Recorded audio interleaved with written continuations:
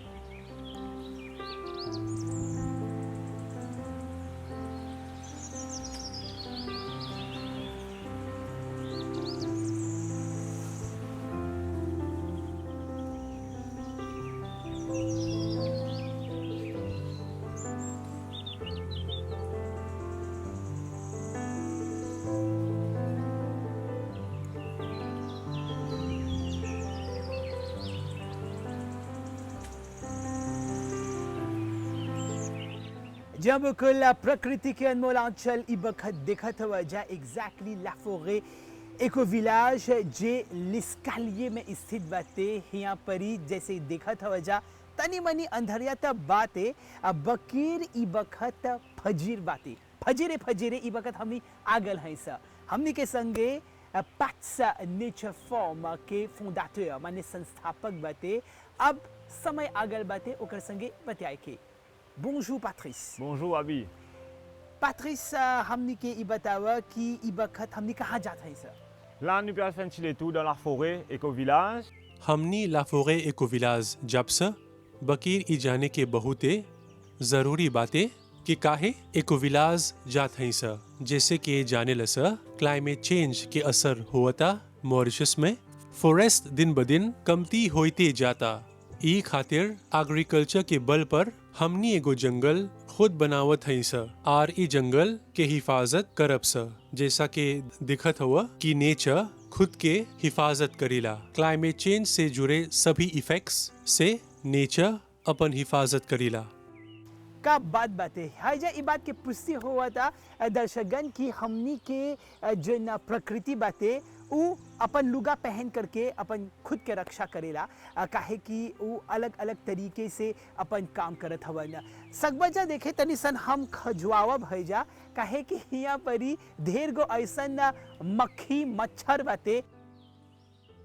ऐसन सुंदर सुंदर झरना के देख करके हमनी के जोन दिल बाते हमनी के जोन भीतर के जोन भावना बाते अपन मने झड़ झड़ झड़ के सामने आवता। काहे कि ई वक्त हमनी प्रकृति में है सा और यहाँ परी हमनी के संगे पैट्स नेचर फॉर्म के जोन संस्थापक बाते पैट्रिस हमनी के लेके लाफोरे इको विलाज जे एग्जैक्टली लेस्कालिए में बाते ओकर दौरा करवावता।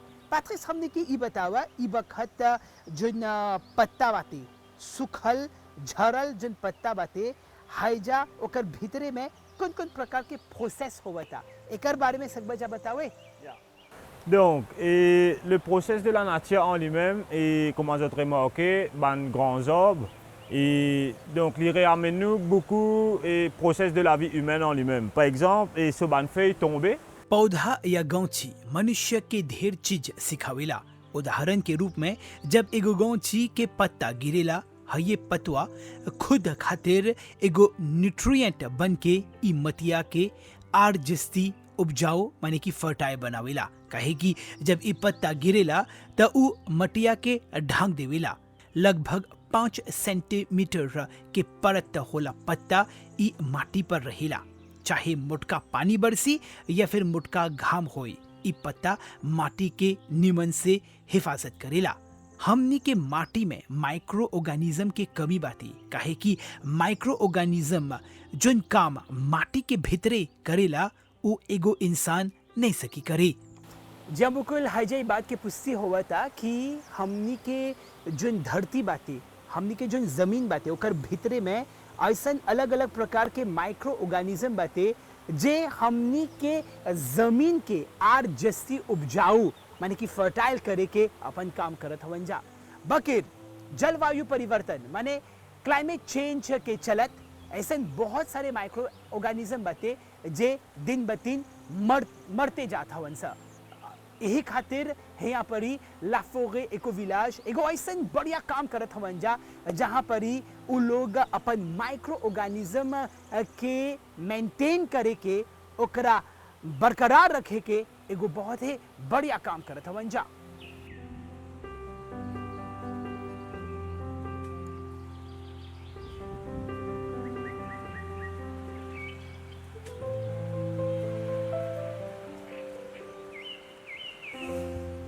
तब पात्रिस हमने के ई बतावा ई बखत कौन सी करत हवा?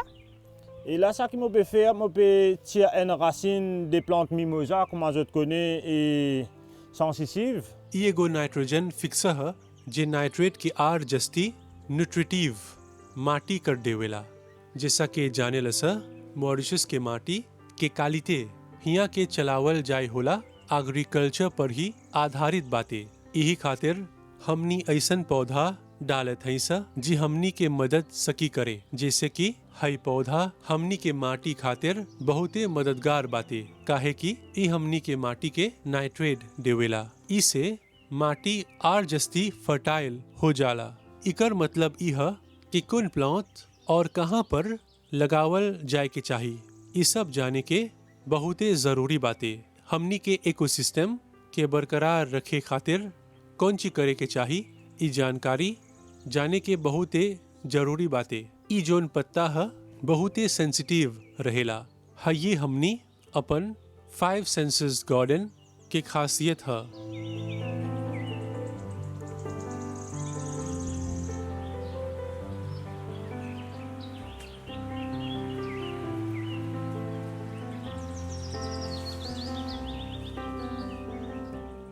जब बिल्कुल ई बखत देखत वजह यहाँ परी मान्योक के एगो पौधा बाते। मान्योक जे एगो ऐसन खाद्य पदार्थ रहल जब हमनी के पुरनिया मॉरिशस में आ करके उन लोग बंधुआ मजदूर के रूप में काम करत हलन जा।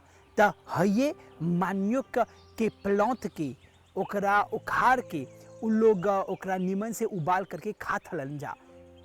हये मान्योक के बल पर आज हमनी के देश एक विकासशील देश बन गल बाटी। ई मान्योक हमनी के पुरनिया के एगो अस्तित्व ह। ई मान्योक हमनी के मॉरिशन खाद्य पदार्थ के एक बहुत ही महत्वपूर्ण मेन्यू ह। ऐसन प्रकार के मान्योक के देख के ओकर सम्मान करे के चाहिए और ओकरा जस्ती से जस्ती महत्व देवे के चाहिए। ज्यों बिल्कुल प्रकृति के अनमोल आंचल कार्यक्रम ई बखत देखत हुआ जा और लाफोरे इको विलाज में जिन प्रकृति बातें सुंदरता बातें बकेर हमनी के कुछ न कुछ तो देवता मन के शांति, पीस ऑफ माइंड, सेटिस्फैक्शन माने कि तसल्ली और खुशी यानी कि हैप्पीनेस। एकर संगे संगे जब कस के भूख लगता तो कुछ न कुछ देवता खाए के। ई बखत हमनी के संगे एगो अमरूद बाते, एकदम बियो बाते। अब ओकरा तुर के हम खाब। इमे सुक्रोज बाते, माने अगर 2-3 अमरूद हम खावब है जा सकब जा रहे यह प्रकृति एकरवे के हमने बोलिला सा प्रकृति के देन।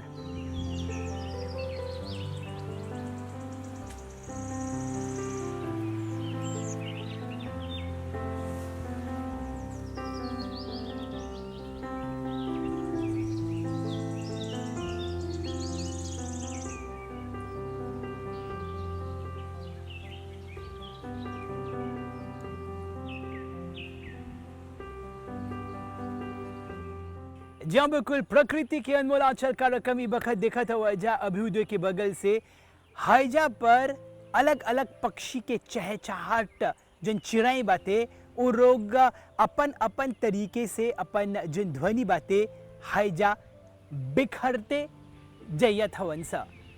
एकर मतलब यह कि जब आप प्रकृति के भीरी हवा अलग अलग प्रकार के तत्व शामिल होविला।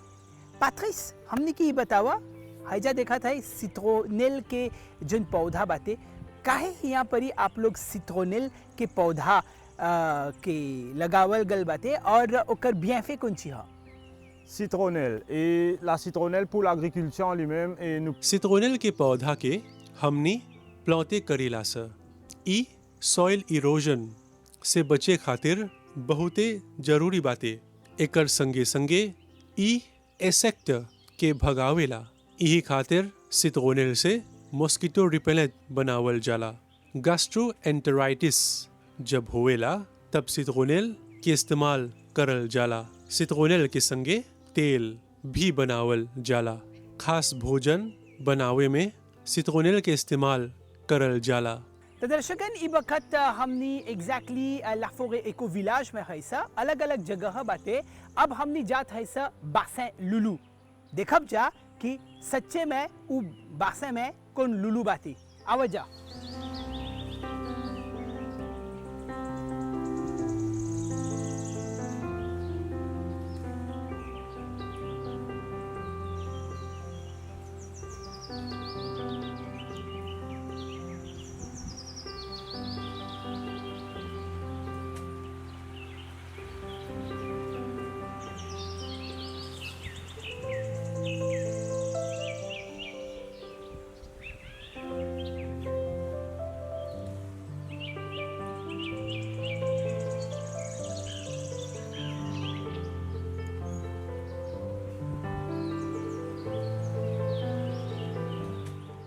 बासें लुलू ई एगो ऐसन सुंदर जगह है जे अपन आप में बहुत ही नायाब बाते।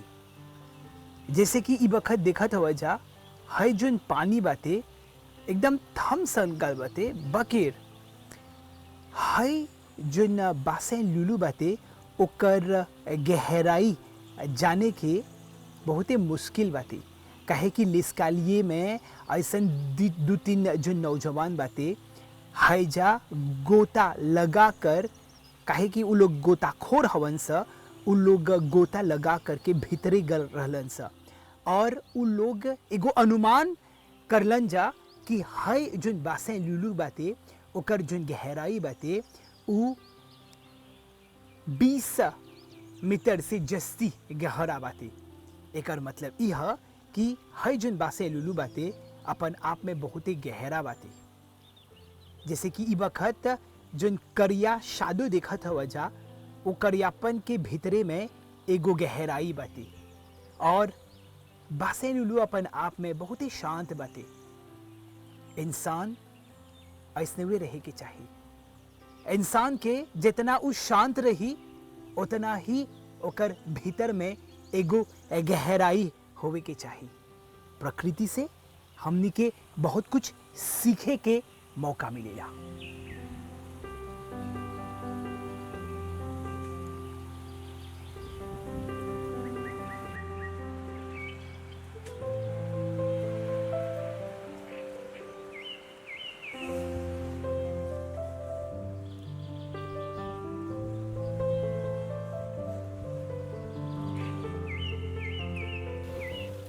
जब भी आप एगो नदी देखेला त कहीं ना कहीं किसी न किसी तरीके से ओकर अगारीवे से एगो स्रोत माने कि लासूस फुटेला है। लासूस से ही पानी के फुटला से तब जाकर के हई पनिया बहते बहते एगो नदी के रूप में धारण करेला।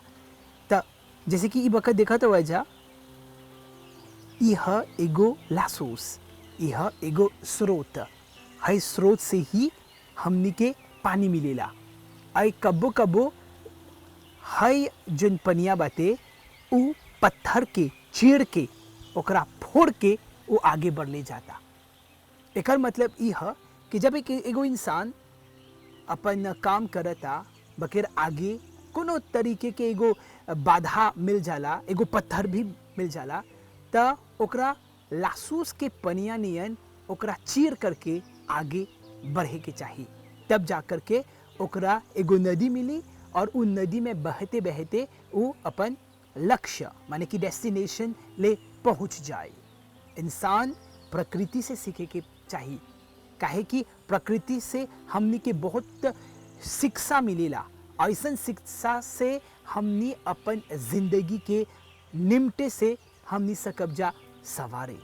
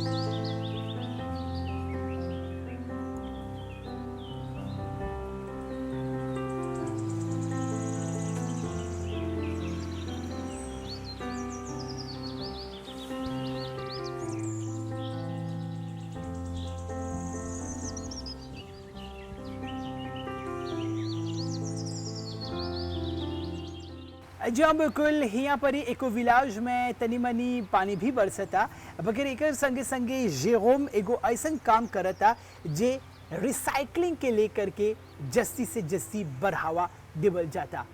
जेरोम हमने के ई बतावा कि ढेर गो हम देखत है या यहाँ पर ही जो बैरल बाते ए रखल गल बाते, ऐसा प्रकार के बैरल से कौन ची कर बस?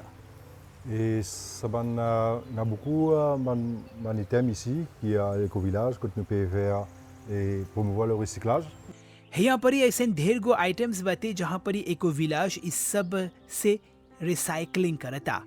ऐसा कई गो सोसाइटी हवन जा जहाँ पर ही उ लोग अपन टूटल फुटल आइटम फेंके के बजाय उ लोग इको विलाज के देवत हवन जा। हमनी अपन क्रिएटिविटी के बल पर इस सब आइटम्स के हमनी रिसाइकल करीला सा, ओकरा फिनो से इस्तेमाल करत है सा, आर एगो वाले माने के महत्व इस सब आइटम के हमनी देवत हवन सा। जैसे कि एगो कंपनी इस सब मेटल के फेंके जात हरल बकेर उ लोग हमनी के दे देले हवन सा। उ मेटल के लेके हमनी एगो बड़का शेल्टर बनैली सा। रिसाइकलिंग के दौरान हमनी उ आइटम के महत्व पर जस्ती बल दिविला सा। ये इको विलाज के कंसेप्ट है, न खाली फेंके के चाहिए बकेर ओकरा फिनो से सकब्जा प्रयोग में लावी। गर्मी के ई मौसम में जब ऐसा प्रकार के पानी आवेला ना, त एगो अलग प्रकार के सुकून भीतरे में मिलेला। हमनी के साथ जेरोम बाते। जेरोम, हमनी के ई बतावा कि ऐसा प्रकार के पौधा कौन प्रकार के प्लांट बाते? Ça, c'est un gingembre qui sort de Thaïlande, ok? On appelle ça galengal. Galengal. Galengal. Et tout bon, au niveau asiatique, je sais ça toujours bon manger, ok? Et au fait, dans le plan-là, tout est comestible, ok? Que ce soit à la racine, que ce soit gingembre béni, et que ce soit en fleur, il est comestible. Et voilà un peu, c'est quoi la plante. एकर मतलब यह कि एगो ऐसा पौधा बाते जहाँ पर ही जोन ओकर जोन फूल बाते ओकरा सकबजा खाए। ओकर जब हमनी लापला गैस्ट्रोनोमी बोलीला सा ना, त ऐसा ढेर गो तत्व रहेला जहाँ पर फूल भी सकब खाए। त ई जोन प्लांट बाते वो मॉरिशस के दूसर जगह पर ऐसा प्रकार के पौधा तोहरा नहीं मिली।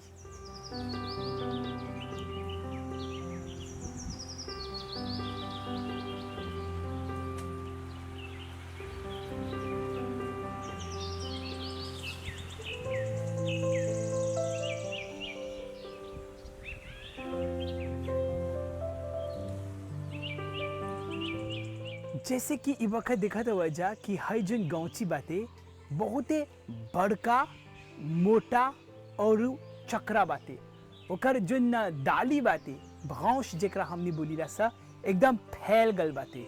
जेरोम के अनुसार ई जन गौची बाते एगो मानियन बाते, काहे कि हई जन बड़का मोटका गौची बाते 200 से जस्ती बरिस के उम्र में बाते। और जैसे कि ई वक्त देखा तो वजह हाय जन गौची के जन तना बाते, तना तो एकदम मोटका बाते, बाकी तना के बगल में एगो बड़का सकबजा देखे कौया, ई तना के भीतरे के जन दिल बाते जन हृदय बाते ओकरा गते गते खाता। एकर मतलब यह कि अब जेरोम और पात्रिस है यहाँ परी हाय जन कौया के जन बड़का जन छाता बाते ओकरा तूर के ओकरा निकाल के सफा करियन जा। एकर मतलब यह कि हिया परी बायोडाइवर्सिटी के रेस्टोरेशन संबंधी जो कार्रवाई बातें हैजा निमटे से होवता। और सकम जा बोले कि हिया परी बहुत ही छायादार बातें, छाया मिलता, एगो नेचुरल एसी नियन बातें। और अगर दूसर जगह जेबा हौजा मोटका घाम बातें। यही खातिर ये बोलल जाला कि जितना सकब जा करे आप लोग एगो गौची या फिर एगो पौधा आप लोगों को रोपे के चाहिए, जेमें जस्ती से जस्ती नेचुरल एसी और छाया सकी मिले।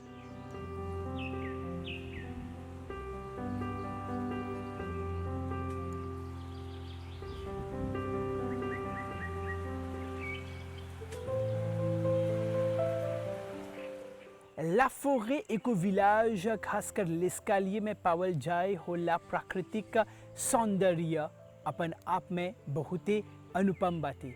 अब आखिर हैजा हमनी के जो मेहमान बाते जेरोम और पात्रिस के बगल से बहुत कुछ सीखे के और जाने के मौका मिले बाते।